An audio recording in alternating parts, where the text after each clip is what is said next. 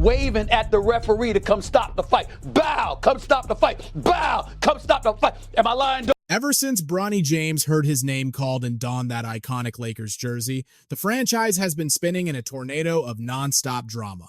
But hold on, because this isn't just media noise anymore. Rumors are exploding that the locker room has officially turned into a war zone, with Bronny in the crosshairs of his own squad.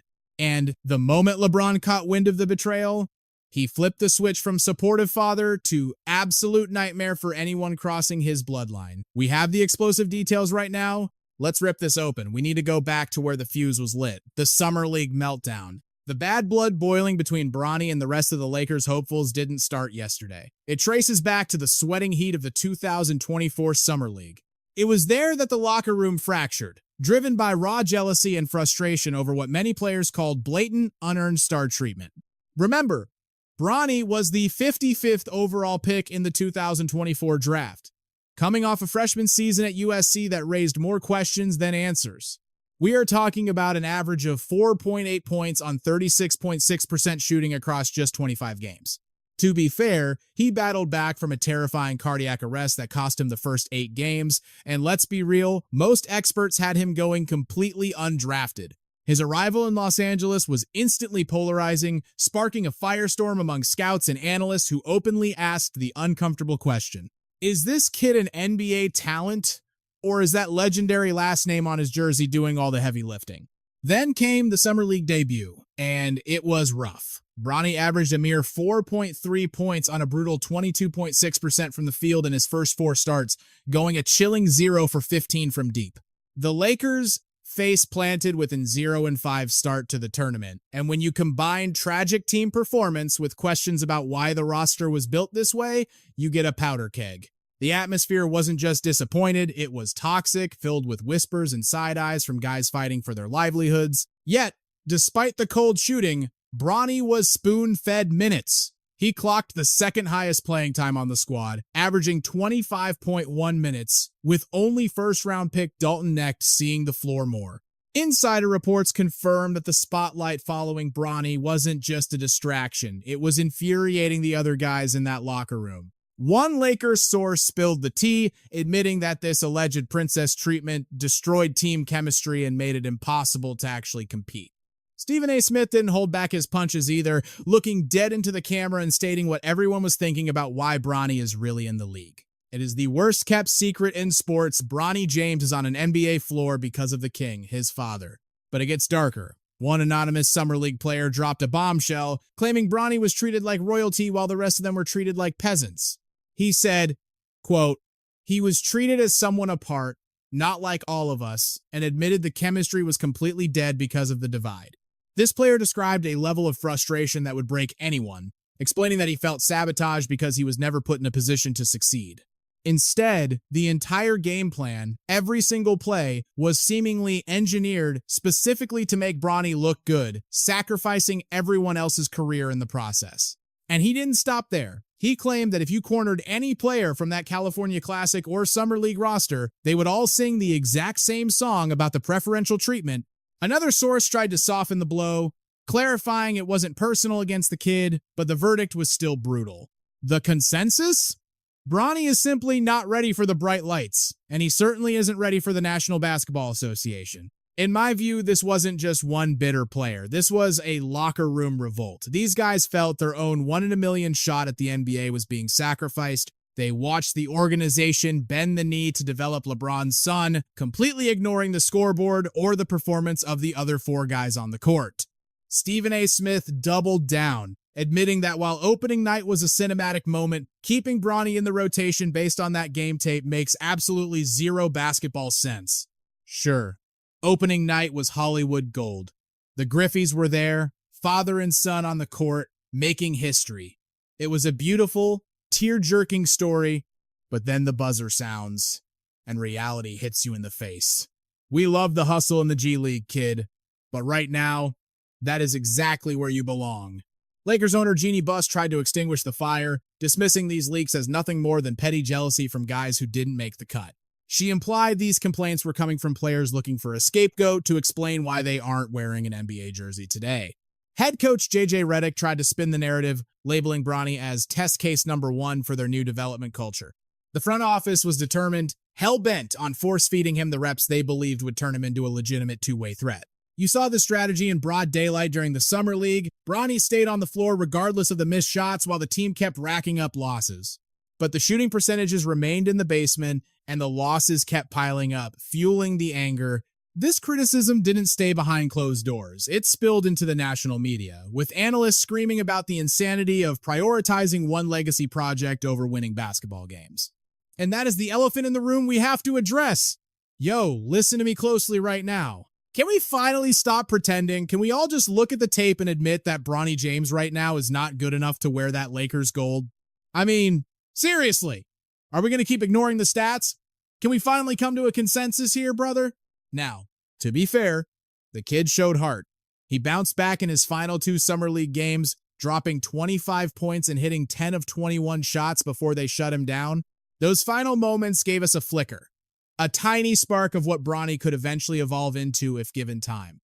But let's be honest, 2 decent quarters don't erase weeks of struggling, and for the critics, it wasn't nearly enough to silence the roar of doubt surrounding his name. The friction spark during the Summer League wasn't just background noise, it set the fuse for the most explosive narrative in basketball. It ignited an unrelenting war of words over whether Bronny James actually earned his spot on the roster or if he was just taking up space where a real contender belonged. You have these talking heads, guys like Richard Jefferson and Tim Legler, sitting there trying to gaslight us, claiming Bronny has the total package. They look the camera in the eye and say, "Oh, he just needs to tweak 1 or 2 tiny things. Are you kidding me? Really?" But as the regular season tipped off, the whispers about Bronny's legitimacy turned into screams. The pressure didn't fade, it multiplied. And then came the breaking point. One chaotic sequence that exposed everything and set the internet on fire. We are talking about a total breakdown, Jay. Jay Redick losing his absolute mind on the sideline in a moment that shattered the coaching dynamic. If you want to pinpoint the exact second the tension around Bronny James boiled over during the 2025-2026 season, this is it. Mark your calendars. November 18th, 2025. Fiserv Forum, Milwaukee. A moment destined to be looped millions of times on every screen in America. Sure, check the box score and you see the Lakers winning 119-105. You see Luka Dončić tearing it up, carrying the offense, and dragging the squad to a blowout victory. But don't let the scoreboard fool you. That game ripped the curtain back on a disaster that had been brewing in the locker room for months. The painful reality of Bronny's struggle to survive in an N Bachelor of Arts rotation that he clearly wasn't ready for. The cracks were starting to show. At 21 years old, in his sophomore season, Bronny gets the nod for only the second start of his career against a heavyweight like Milwaukee. This wasn't a charity start. The Lakers were desperate, shuffling lineups to manage injuries and evaluate youth, forcing Redick to gamble on a volatile combination. This was supposed to be his arrival moment, his chance to silence the haters. Instead, it turned into a nightmare, a brutal, televised lesson on what happens when a young player's nerve completely collapses under the bright lights. Early in the first quarter, the floor opens up. Bronny finds himself standing in prime real estate on the perimeter, with nobody within 10 feet of him. He has a clear line of sight to the rim. Twice, count them, twice the ball swings his way for wide open looks from deep. These are practice shots. Layups for an N. Bachelor of Arts guard, but he didn't pull the trigger. Bronny froze. Instead of letting it fly, he pump faked at ghosts and kicked the ball back out, completely killing the offensive rhythm and burning valuable possessions. The cameras caught it all. Luka Dončić, arms thrown up in pure disgust, looking at his teammate like, "What are you doing?" You could see the annoyance radiating off him. He's doing the heavy lifting, and his teammate is terrified to take a wide open shot. The Milwaukee defense treated him like a ghost. They looked at him and said, "Go ahead, kid, beat us." But he gets in the game, and the dude is literally shaking, terrified to shoot the rock. The Bucks were leaving him on an island. They were giving him the Ben Simmons treatment, the Russell Westbrook treatment, just sagging off and disrespecting him. They were daring him to do something, and he wouldn't even look at the rim. JJ Redick wasn't having it. His reaction was instant, raw, and caught in high definition for the whole world to see. It wasn't just coaching. it was an explosion. After that second hesitation, Redick didn't wait. He yanked Bronny out of the game after just 4 minutes in the first half. That is a statement. That is a coach drawing a line in the sand and saying, not on my watch. Bronny rode the pine until the second half, finishing with a measly 10 minutes of playing time and only attempting 2 shots all night. He was practically invisible. The tension between coach and player wasn't a rumor anymore. It was boiling over on national television, and nobody could look away. Ladies and gentlemen, J. Redick was screaming at Bronny James on the sideline. He was literally begging him to shoot the ball. It got so toxic, folks, that Redick started dropping F-bombs right there on the bench. I'm going to throw the graphic up so you can see exactly what J. Redick screamed at him.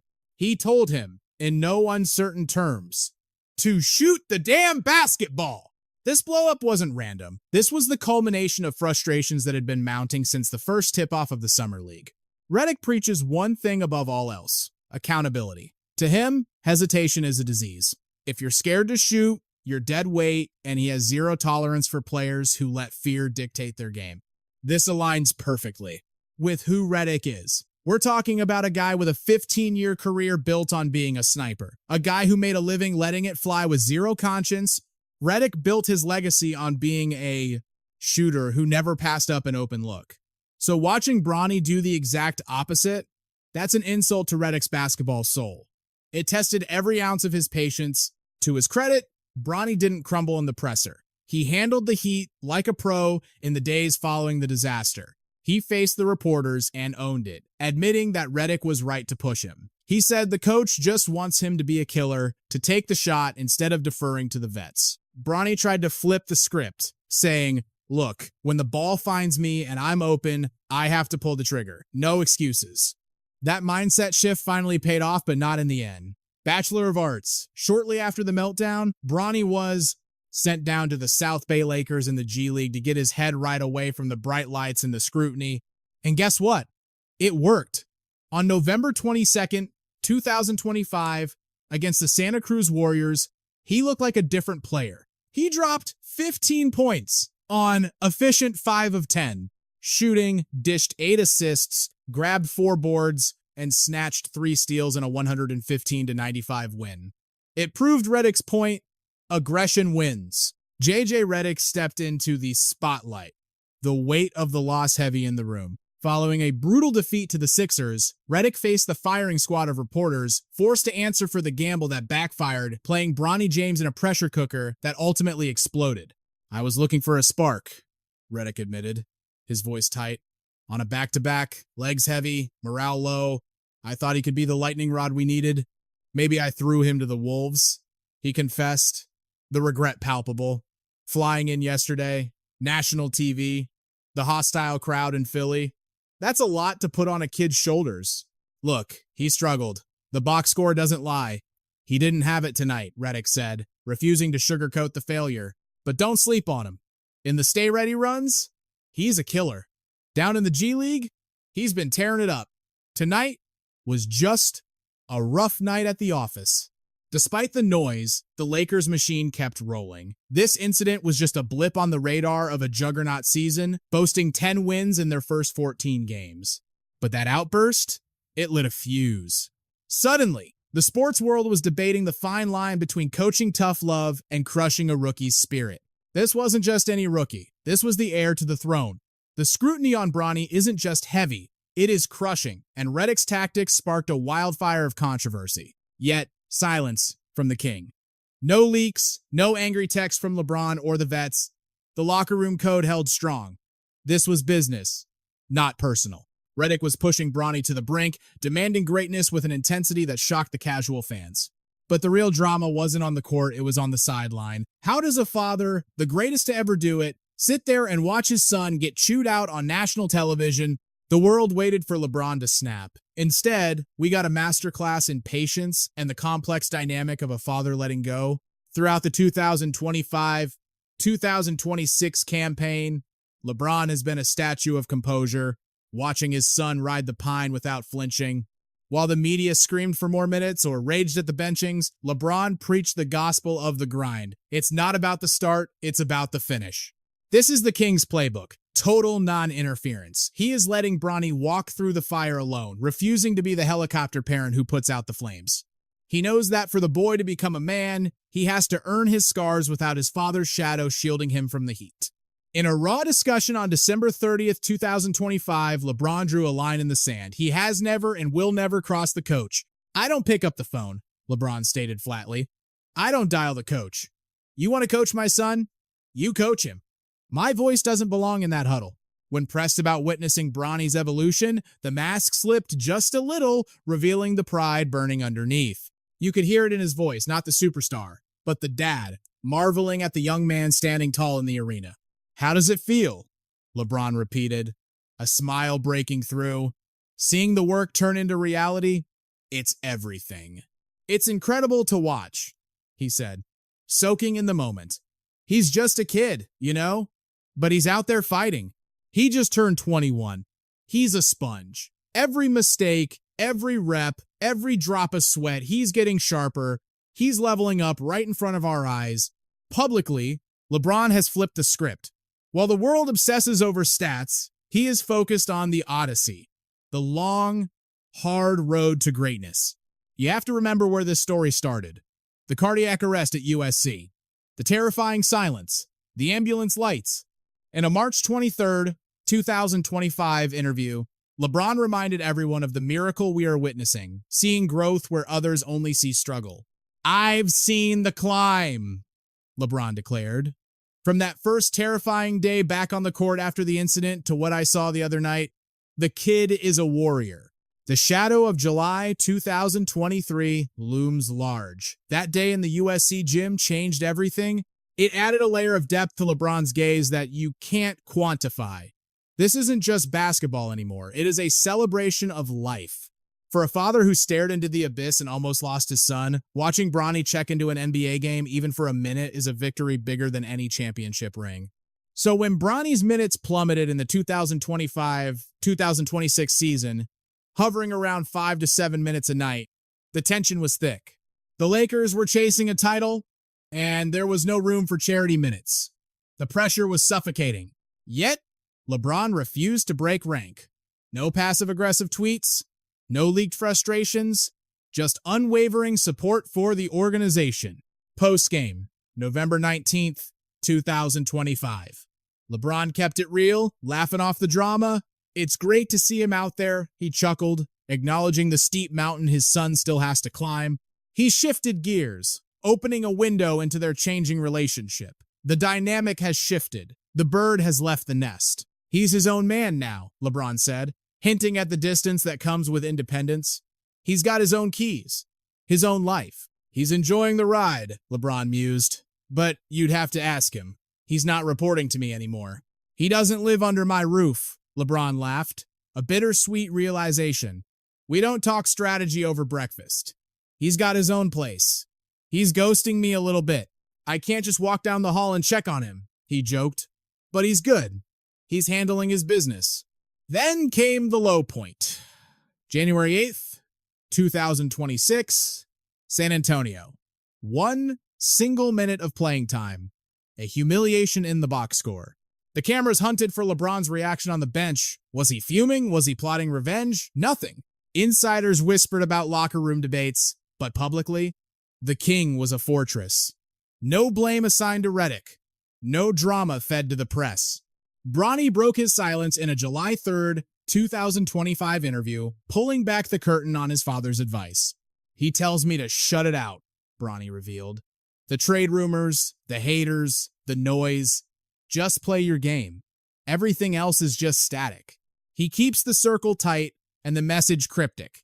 He said, we don't dwell on the noise, but when the shadows creep in, he just tells me to ignore it. Don't even look at it.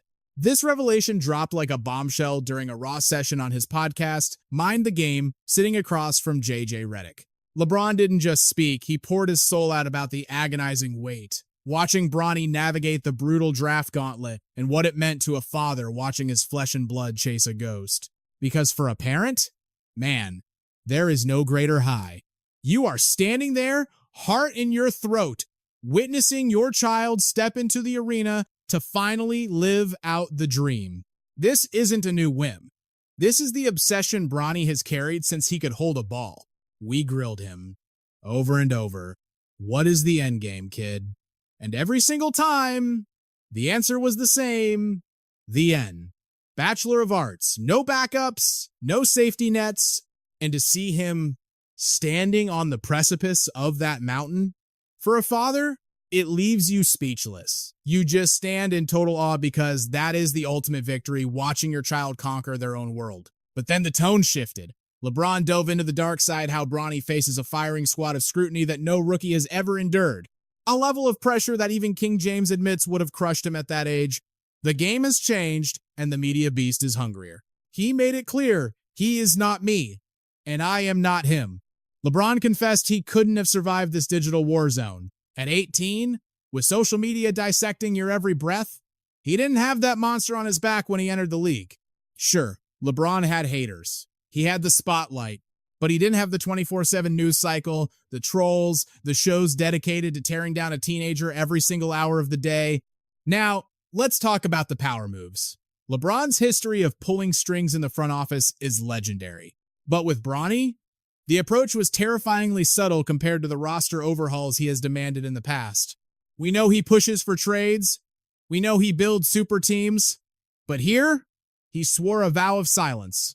Publicly, at least, he claimed hands off. Flashback to October 1st, 2025. LeBron posts about his legacy, dropping crumbs for the fans. He teased the dream of sharing the court, but he spun it carefully, framing it as a father's milestone, not a superstar's ultimatum to the front office. But don't let the calm demeanor fool you. Beneath the surface, the whispers never stopped. The question burns. How exactly did Bronny land a spot on the most famous franchise in sports? One word. Nepotism. The moment the Lakers made the call, the world exploded. Accusations flew that this wasn't about talent, it was about the Kings' influence rigging the system. Critics screamed that Bronny wasn't even a second-round prospect. Independent scouts didn't have him on the board. The math simply didn't add up. And standing in the eye of the storm, LeBron's right-hand man, Rich Paul of Clutch Sports, the power broker who turned the draft upside down. Former Warriors GM Bob Myers dropped a nuclear revelation on live TV, exposing the dirty work happening behind the scenes. Paul was on the phone, threatening Bachelor of Arts teams. The message, draft him, and he goes to Australia. He held a gun to their heads. It was a masterclass in manipulation. He scared the league off, clearing the runway for Bronny to fall right into the Lakers' lap at pick 55. This wasn't strategy. It was a heist. An agent blackmailing the league to force a specific outcome? It is absolutely unheard of. He forced 30 teams to pass just so the prince could unite with the king. Any other kid in that draft class, they would kill for that kind of protection, but they don't have the machine behind them. It created what insiders are calling the toxic package deal, a radioactive situation that no other franchise dared to touch. The word on the street was brutal. You want LeBron? You take the baggage. The narrative turned ugly. LeBron overplayed his hand. He thinks he can trick a contender into paying him $50 million while dragging his unqualified son along for the ride. The verdict? Nobody wanted this circus. So he is stuck in Lakerland, forcing the issue. And let's not forget, LeBron lit this fire himself back in 2022. Wherever Bronny is, that's where I'll be. That was the warning shot. He told the world that winning rings came second to playing with his boy. His tearful reaction to the draft and the massive 2-year extension that followed, that was the smoking gun. It confirmed everything. The pick wasn't about basketball. It was the price of keeping LeBron James. The backlash was instantaneous and violent. Fans and pundits didn't hold back, calling it a disgrace to the integrity of the sport. Kwame Brown came off the top rope, slamming LeBron for abusing his power to steal a roster spot from a kid who actually earned it. And then Stephen A. Smith walked in and dropped the cold, hard reality check. The numbers that you cannot hide from. Look at the stat line. Bronny James is averaging 0.3 points, 0.3 assists, 0.4 rebounds. And the question haunting the league is terrifying. Do you know what the world is going to do to this kid? 13 games, 44 agonizing minutes on the floor, total production, a measly 4 points, He is shooting 1 for 16 from the field, an absolute nightmare, and he is 0 for 7 from deep. As we barrel into the 2025-2026 season, every roster move screams one thing. Controversy, the noise is deafening. Bronny's limited minutes, the carousel of G League assignments, and the obvious protection from roster cuts, despite non-existent production, have ignited a firestorm of accusations. It reeks of favoritism, a stain the organization simply cannot scrub away. Apologists are scrambling to control the narrative, countering that nepotism is the NBA's dirty little secret, rampant at the ownership level, inside front offices, and on rosters where who you know consistently crushes what you can do. Heavy hitters like ESPN's Adrian Wojnarowski and Stephen A. Smith tried to put out the fire, arguing that as a low-risk second-rounder, his draft spot did 0 damage to the team's championship hopes. But Stephen A. Smith flipped the script. He made it crystal clear. This wasn't an attack on LeBron's character. It was a desperate plea, father to father, begging him to see the carnage he was unleashing on his own son by throwing him into this meat grinder. We all know he is not ready. And I am saying this with nothing but compassion in my heart.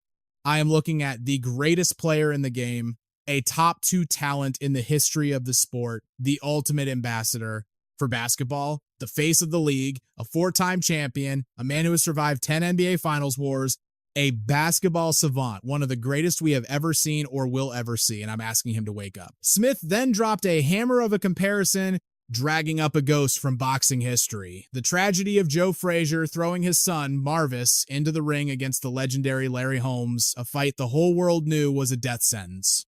I remember, and you remember, Doggy, years ago when the great Larry Holmes, the heavyweight champion extraordinaire, the man with the sharpest jab in the business, faced Frazier's kid.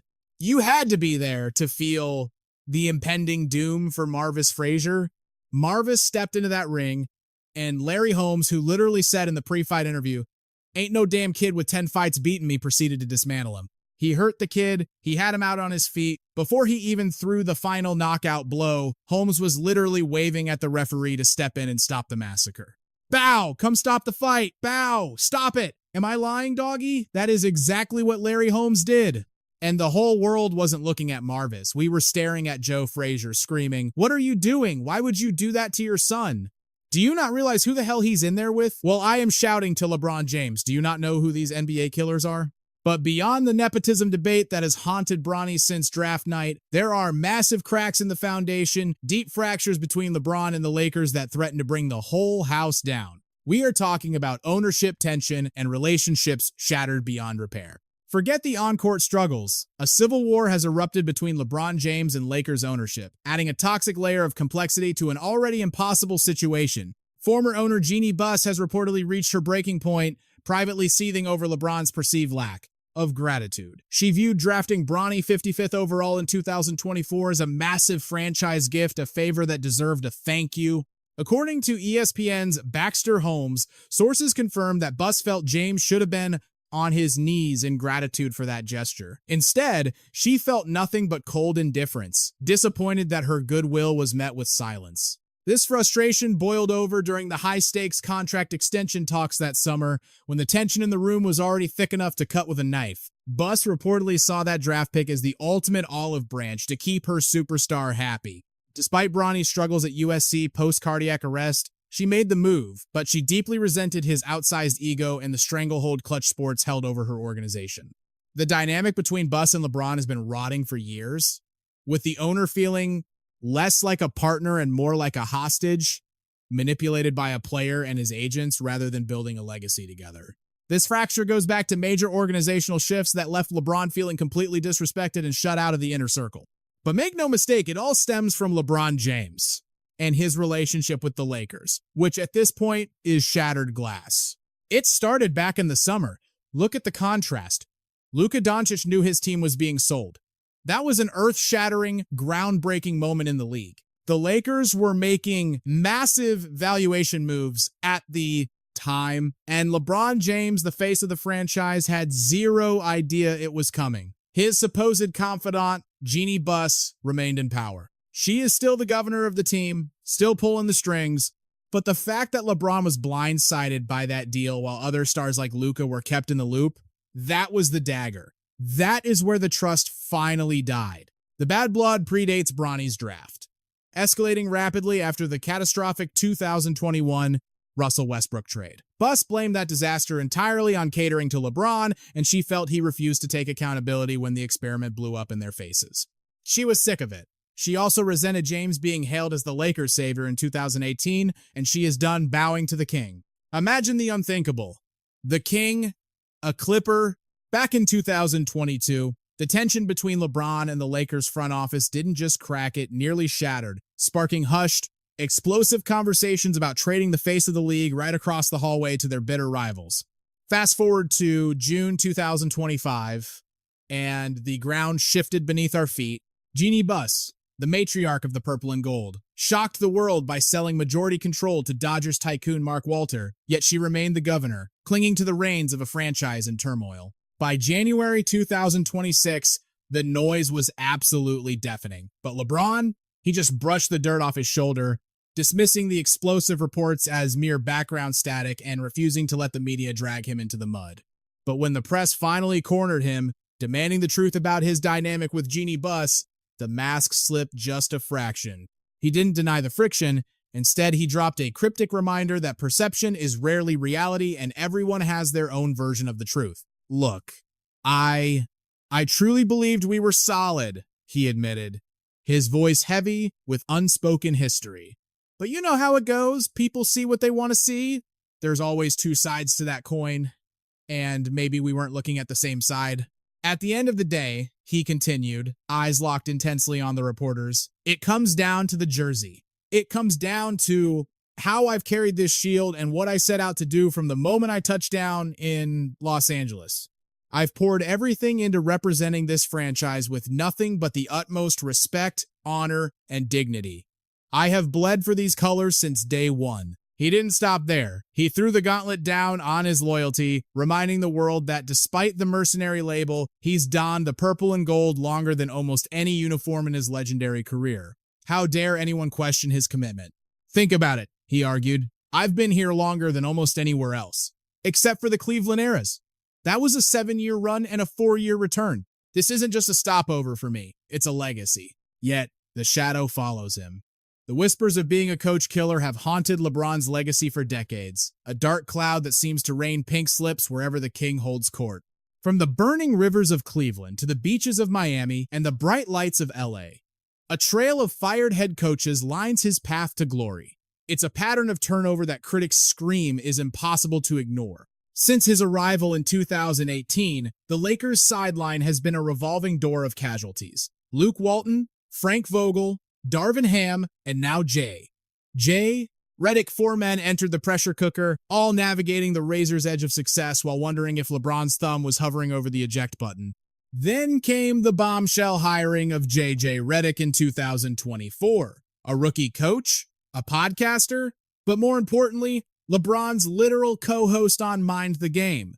The optics were explosive, reigniting the furious debate. Is LeBron running the show? The streets were talking. Everyone assumed this was a puppet regime, a LeBron hire designed to give the king full control due to their tight bond. It felt like a handshake deal made behind microphones rather than in the front office. But LeBron stood firm against the tidal wave of skepticism. He publicly swore he had zero conversations with the brass about Redick, insisting he stepped back and left it to the organization to make their own bed. Do you believe him? But if the coaching drama wasn't enough, the storm surrounding Bronny James was reaching hurricane force. The whispers about what was really going on behind the scenes regarding his son weren't just swirling, they were screaming. It's tragic, insiders claimed. It just keeps getting worse by the week for the kid. You look at his body language and it's crystal clear. Bronny doesn't want to be in this spotlight. The kid looks like he'd rather be streaming on Twitch or playing NBA 2K in his bedroom, the critics sneered. It feels like he's a hostage to his father's dream, forced onto the court by LeBron's obsession with making history. We are now in mid-January, 2026. The Lakers are sitting at a mediocre 25-16, grinding through a brutal schedule that threatens to break them. The questions aren't going away, they're multiplying. Every missed jumper, every awkward benching, and every viral moment of frustration adds fuel to the fire. The pressure is critical, the stakes are lethal, and for everyone involved, the walls are closing in. Thanks for tuning into the drama. If you live for this kind of intensity, smash that like button and click the boxes on your screen right now to dive even deeper into the chaos. You don't want to miss what happens next.